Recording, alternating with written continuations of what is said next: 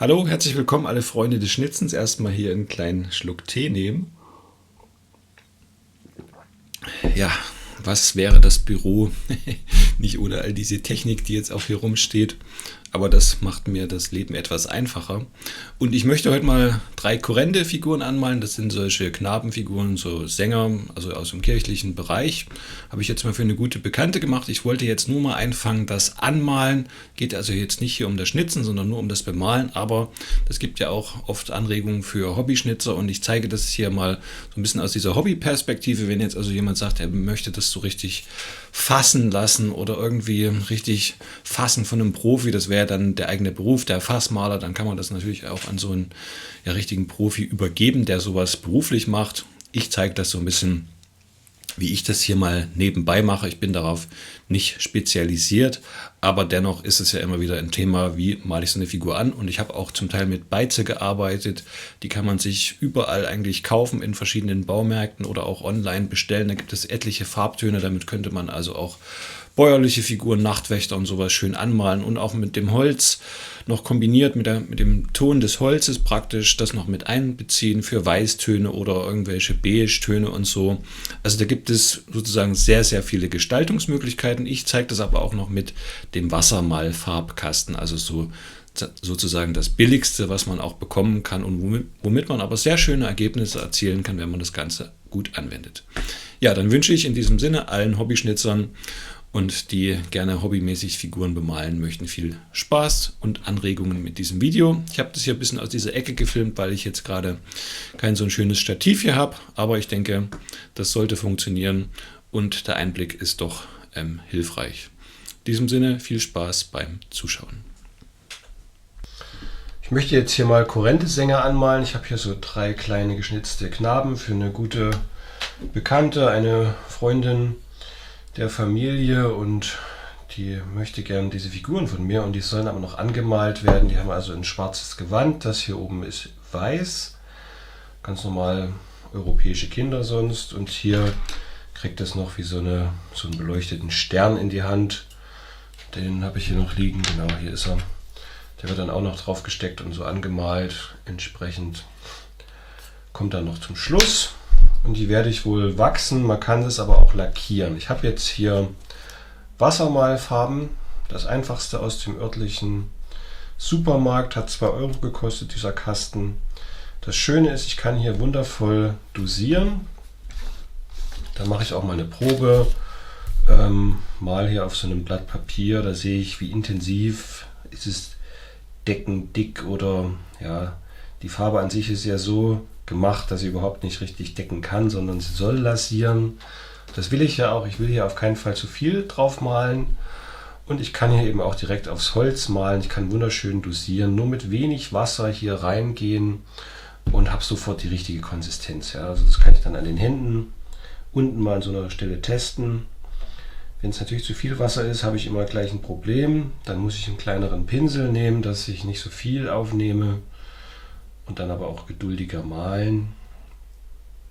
Ich habe hier so einen Flachpinsel, die gibt es im 10er-Pack bei Bösner zum Beispiel. Das sind so für Ölmalerei gedacht. Da kann man sehr schön genau Kanten ziehen, obwohl der recht breit ist, und nimmt auch noch einiges an Farbe auf und lässt sich schön hier über Flächen arbeiten. Für diese kleinen Details gut geeignet, und ich komme eben auch an Ecken gut ran. Das gefällt mir ziemlich gut. Dann nehme ich gerne so einen Flachpinsel und dann noch einen feineren für die Eckbereiche zum Beispiel und noch einen ganz feinen für Augen. Das kann man aber auch mit einem schwarzen Stift oder so reinmalen oder mit einem blauen Feinliner oder braunem Feinliner die Augen, je nachdem, wie man das möchte. Oder man nimmt ein Streichholz und tut dieses mit hinten so ein bisschen rund schnitzen und dann mit Farbe in Farbe eintauchen, so ein bisschen abtupfen und dann mit dem Abdruck des runden Holzes da praktisch das Auge reindrücken. Da gibt es ja so verschiedene Methoden. Dann kriegt man das so genau hin, wie man das mit keinem Pinsel eigentlich malen kann, wenn man genau trifft. Aber ich bleibe jetzt hier mal bei meinen Wassermalfarben. Das einzige Problem ist so ein bisschen das Schwarz. Das ist eher ein Grau. Das ist nicht so schön. Da habe ich noch was mitgebracht. Aber ich probiere auch nochmal dieses Grau. Vielleicht ist es doch gar nicht so schlecht für meine Mäntel. Mal sehen. Und das Weiß, ist auch nicht immer so ideal. Das ist halt nicht die beste Farbe, aber für so einfaches Bemalen geht das natürlich hier recht rasch. Es ist schöner als die Tempera-Farbe, weil die musste ich immer noch anmischen und rausdrücken. Und hier kann ich halt sofort aus dem Kasten heraus malen. Und das ist jetzt auch kein Verlust, wenn da mal was eintrocknet, dann muss ich halt einen neuen kaufen. Sehr praktikabel für kleines Geld. Wenn ich so ein bisschen kolorieren will, ein bisschen lasierend malen und ich will es hochwertig machen mit Ölfarbe, dann habe ich natürlich viel mehr Arbeit, weil das viel länger trocknet. Die Farbe muss ich mit Malmittel vermalen, dann brauche ich ein schnell trocknendes Malmittel. Das ist dann auch gleich viel teurer als so ein Kasten alleine und die Farben an sich, die kosten auch nochmal einiges an Geld. Und dann muss ich noch eine Grundierung schaffen, entweder lackieren und wenn es deckend werden soll mit der Ölfarbe, dann muss ich halt einen richtigen Kreidegrund machen, mehrmals auftragen, zwischenschleifen und dann bemalen und dann lange trocknen lassen. Trotz schnell trocknendem Malmittel dauert es dann durchaus mal noch ein paar Wochen, bis es richtig durchgetrocknet ist.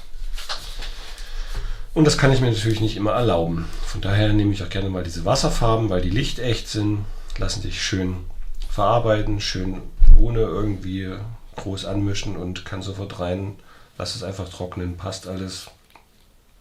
Ist kein Verlust, wenn mal eine eintrocknet oder so. Oder zerbröselt. Und hier unten habe ich noch von der Figurenschraube das Loch. Und da habe ich so eine schöne dicke Schraube in der Werkstatt mir genommen. Und die kann ich hier reindrehen. Und wenn ich jetzt das Gewand schwarz mache, komme ich überall ran und kann das wunderbar halten in der Hand. Und das ist keine Figurenschraube, weil die meistens durch das Rauf- und Runterdrehen, da ist das dann meistens ein bisschen ölig oder schwarz irgendwie. Dieser Wassermalfarbkasten hat jetzt natürlich diese vorgefertigten Farben. Also ich habe 2 Brauntöne und einmal der Hautton. Den Hautton habe ich einfach komplett genauso wie er ist verwendet. Und hier diesen einen Braunton und den zweiten Braunton für die Haare entsprechend dieser 2 Jungen. Und bei der dritten Figur habe ich das dann aber ein bisschen eingemischt. Dafür ist oben der Deckel sozusagen geeignet. Da sind so diese kleinen Treppen drin und da kann man so ein bisschen in jeder Treppe Farbe mischen, wie ich das jetzt hier tue, dass man das noch ein bisschen dunkler machen kann oder was anderes, dass man einfach nochmal die Farbe bricht, um nochmal einen anderen Ton zu bekommen, dass man nicht überall das Gleiche drauf malt. Und ich habe gemerkt, wenn ich so ein bisschen größere Flächen mal, dann male ich eher so freihand. Man hat aber auch die Möglichkeit, den Arm sozusagen ein bisschen zu stabilisieren, indem man ihn zum Beispiel dichter am Körper hält, ihn richtig an den Körper randrückt im Bereich des Ellenbogens oder dass man den Arm auf die Tischkante auflegt, wie hier jetzt, sieht man sehr schön. Dann kann ich halt sehr genau arbeiten mit diesem zweitkleinsten Pinsel, den ich habe. Ich habe noch einen ganz kleinen, so für feine Ecken und so ist das halt sehr toll geeignet, dass ich da genau rankomme. Ich habe mir jetzt mal eine schöne Beize besorgt. Ich habe hier bereits diese Figuren mal schwarz gemacht. Ich habe hier halt eine Beize genommen, weil das einfach für die Fläche am besten ist, dass es überall gleichmäßig ist und dass es einheitlich aussieht und dann komme ich auch relativ schnell voran. Außerdem kann ich das noch für anderes Zeug verwenden. Und das Problem ist, nur die Eckbereiche und so, da ist mit der Beize wirklich schwer zu malen. Hier oben an diesem kleinen zweiten Kragen, an der Mütze und so, diese Ränder, wo ich sozusagen das Holz der Mütze hier abschneiden musste, dass die Haare rauskommen. Kleiner Absatz, das muss ich auch schwarz machen, weil ich hier jede Kleinigkeit sehe, wenn noch helles Holz hervorblitzt, wo es nicht hingehört. Also ich nehme hier meinen schönen Pinsel, beginne hinten und natürlich genügend Farbe nehmen. Das saugt relativ gut, könnte man jetzt auch einen größeren Pinsel nehmen, aber dass ich überall hinkomme, nehme ich halt den eher kleineren. So, und wenn irgendwas nicht so schön wird, weil es ungleichmäßig saugt oder ich hier so freie Stellen habe, dann gehe ich halt nochmal drüber.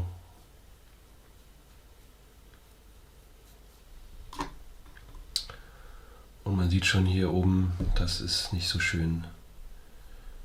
Aber mit dem Pinsel hier geht es zum Glück ganz gut. Aber es ist herausfordernd, das genau zu malen.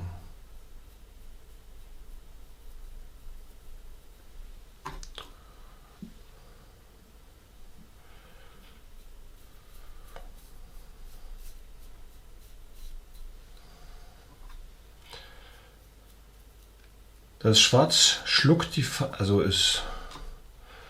das Schwarz schluckt ja alles. Und deshalb ist es dann auch wichtig, dass ich da einen leichten Glanz drauf bringe.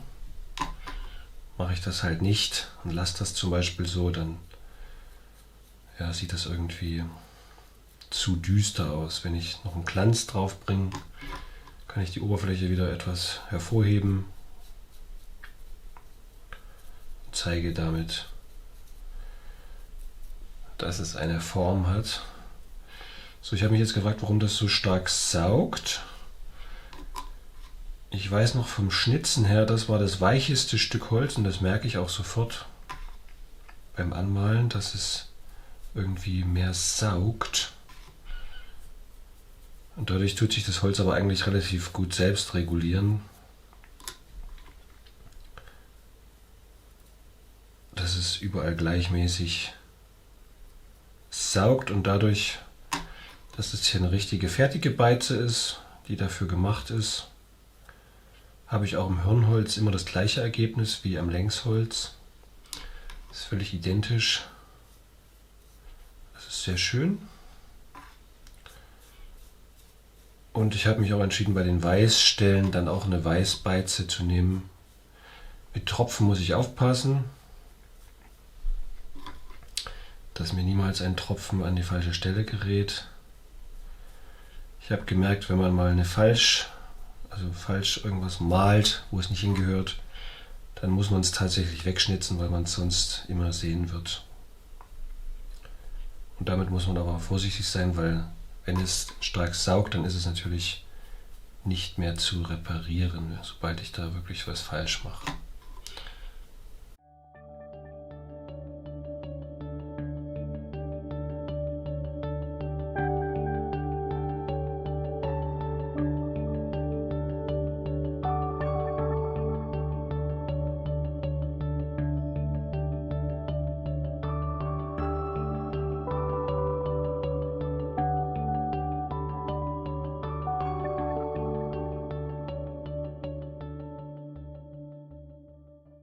Ich habe es jetzt fast geschafft.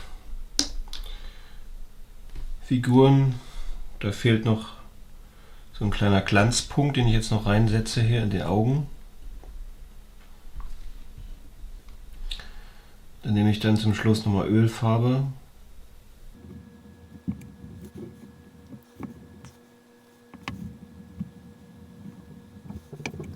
So, ich habe die Augen hier jeweils immer unterschiedlich gemalt. Das mit Blau, das mit Grün. Und die Gesichter sind auch alle unterschiedlich. Das hat braune Augen. Das ist, glaube ich, am meisten kindlich.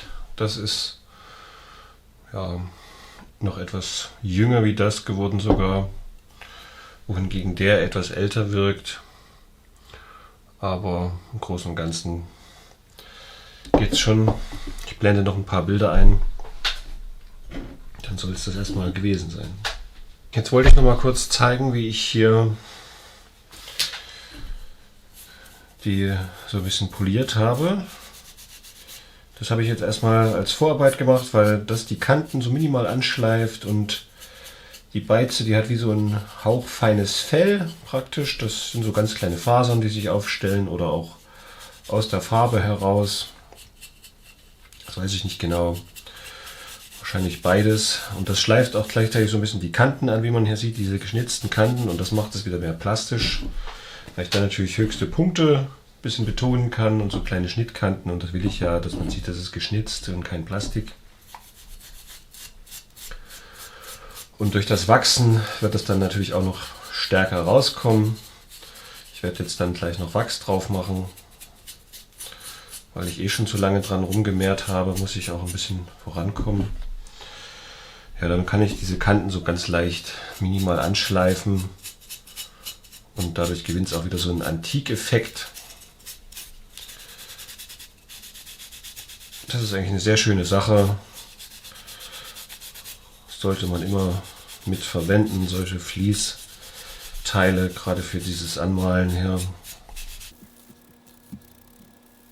Mich hatte halt gestört, dass wenn die so dunkel gebeizt sind, dass man dann kaum noch eine Form erkennt, weil die Fasern sich halt so minimal aufstellen. Und wenn ich dann sofort damit Wachs drüber gehe, kann es eventuell sein, dass ich die Form nicht ideal raushole. Nur durch so einen leichten Glanz kann das sein, das ist zu wenig.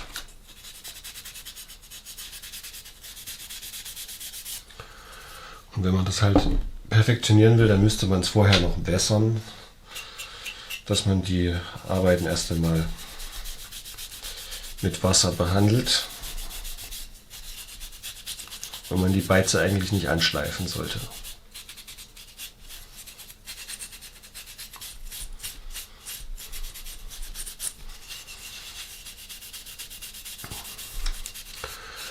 Dann gibt es noch ganz viele verschiedene dieser Farbtöne. Wenn man sich da eine ganze Palette kauft, kann man natürlich auch so bäuerliche Figuren, Nachtwächter und sowas komplett mit diesen Beizen nur machen.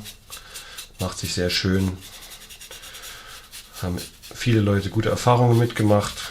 Kann man ganz toll gestalten und lackieren dann noch oder wachsen.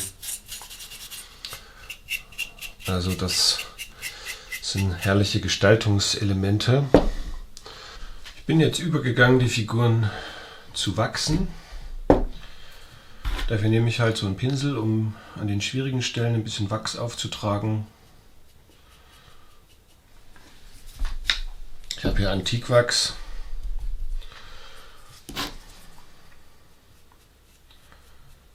Das hat eine schöne Konsistenz.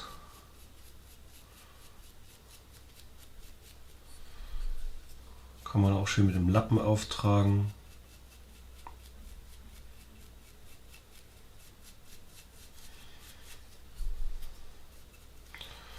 Und das glänzt eben nur so seidenmatt, nicht zu stark.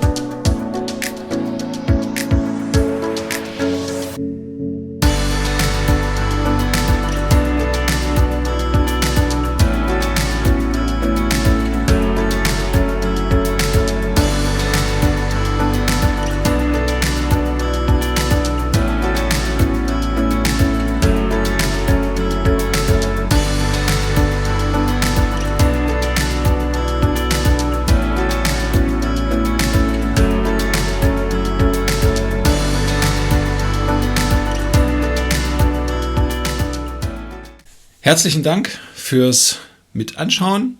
Wenn es dir gefallen hat, gib mir gerne einen Daumen nach oben, teile das gerne mit anderen, abonniere gerne diesen Kanal, dass du keine Videos mehr verpasst und schalt beim nächsten Mal gerne wieder ein. Schreib auch gerne noch einen Kommentar, vielleicht eine Einschätzung oder wie du es fandest. Und in diesem Sinne, vielleicht sehen wir uns beim nächsten Mal wieder. Ich wünsche allen, die das hobbymäßig machen wollen, viel Freude mit ihren eigenen Arbeiten. Und wenn du sowas gerne in Auftrag geben willst, kannst du mich natürlich auch danach anfragen. In diesem Sinne, vielen Dank und bis zum Wiedersehen, euer Simeon Decker.